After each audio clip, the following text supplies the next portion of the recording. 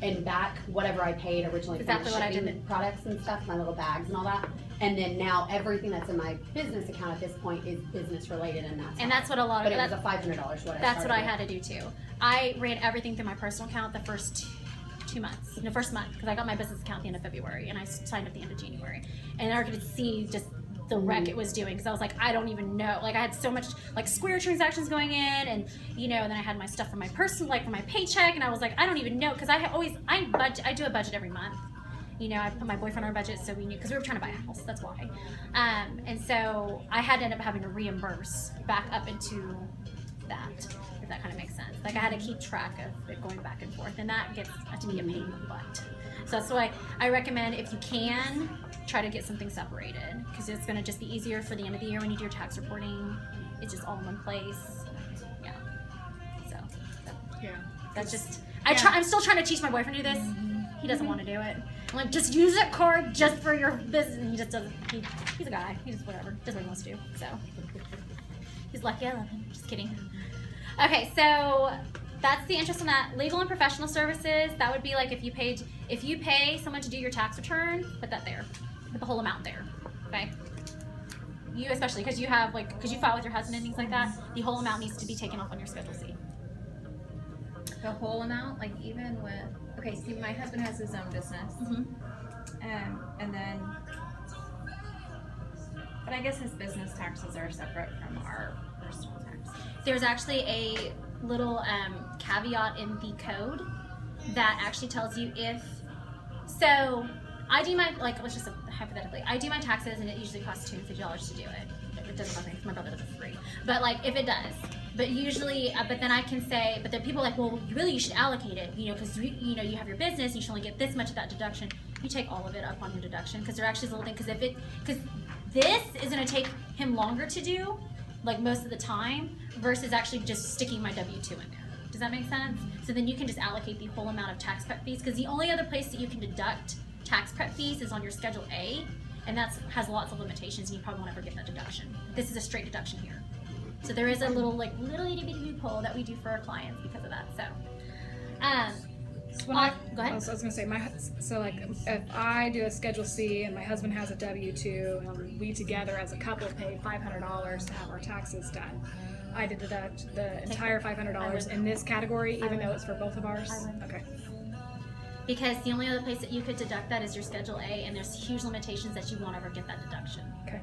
And there's the little, I believe, I can't remember what code it was, because we actually do this for a lot of our clients that have an S corp or K1s and things like that, because it takes more time, because the whole argument is it takes more time for your tax professional to do a Schedule C than to do a W-2. And so that's why you can allocate all that expense to them.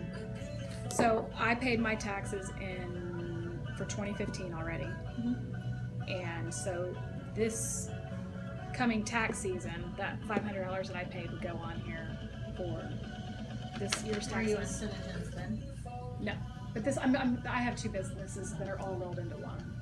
You could, because what we normally do is, so we do our tax fees. So the tax prep fees that we are deducting on people's 2015 returns now, so it'd be last year, are what they paid for getting their 2014 taxes prepped. So then yours would be, so you're talking about filing your 2016 next year? So I guess this is where I'm overwhelmed. Okay, so on 2015's taxes, usually at the end of them doing the taxes, they say, okay, you owe me $500. Should they have put $500 in this category? Because it's the last year. So I'm paying, so this year I can deduct last year's fees. That's how it works, because you think of cash basis taxpayers, which is what we all are. It's when you give the money out. You didn't pay them in 2015, you paid them in 2016. So that's why it goes on your 2016 return. Good? Okay. It's just about it. Then you go into the whole accrual method, unless please don't go into that, because that sucks too. But it's just it's the receipt thing. It's kind of the thing people want to argue. Well, so my paycheck December 31st was $700, but I actually didn't get that money until this time, in January. Technically, it's constructive receipt, and it's you got, since they've already issued the check, even if it was on a Saturday, but you got paid on Monday, it still counts as 2015. Does that make sense? So that's kind of that whole thing. You kind of match it up of when it happens. So what if you weren't a distributor in 2015? Can you put that $250? Technically, you're not supposed to. because Okay. it doesn't have anything to do with that. Right. It's actually on your scheduled pay.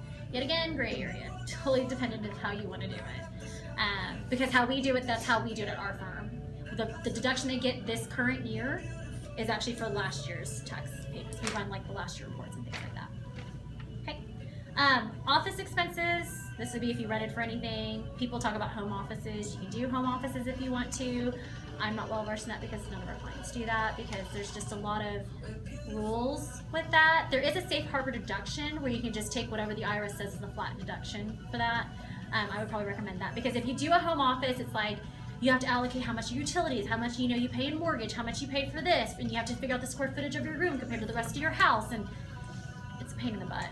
I personally am not doing that. I just think it's not worth it for what it is, and there's a lot of people they do challenge that a lot at the IRS is home office stuff because it has to be where strictly business happens in that room.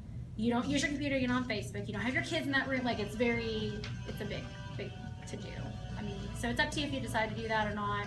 It's more work for your tax preparer. So you won't do anything on number 19.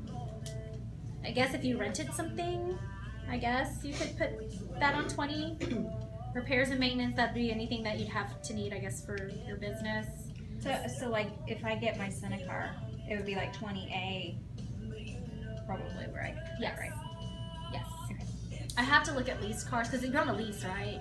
Yeah, it's a 3-year lease. Okay, so I have to look to see because there's a specific thing. I'll look it up when I get to work on Monday, and then I will message you so you know. Because I don't, like I said, I don't have a lot of clients that do leased cars. Like they usually just buy their car. That's what my husband's like. I wish you could just buy it.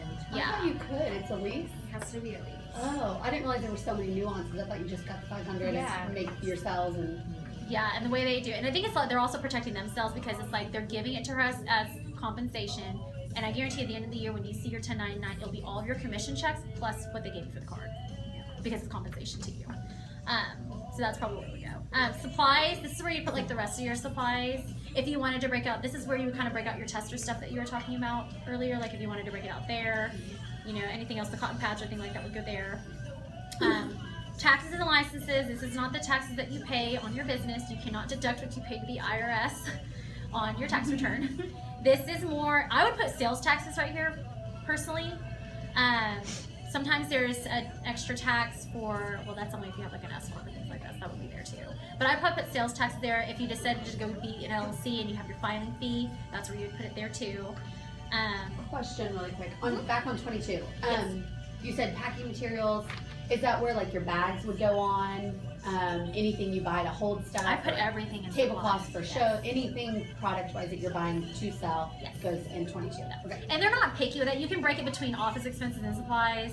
I do that sometimes. Like I Okay. might break out like paper and stuff like that. I mean, it's up to you, but it's mainly all supplies for you to run your business. We kind of run that type of business versus supplies. Where does shipping go? You can do shipping as you'll go to 27A, which then it breaks down to here on this back page, and you can just put shipping expenses there too as well. So, and the reason why you want to do shipping expenses, think of it just like sales taxes. You're charging your customer, I charge my customers $3 for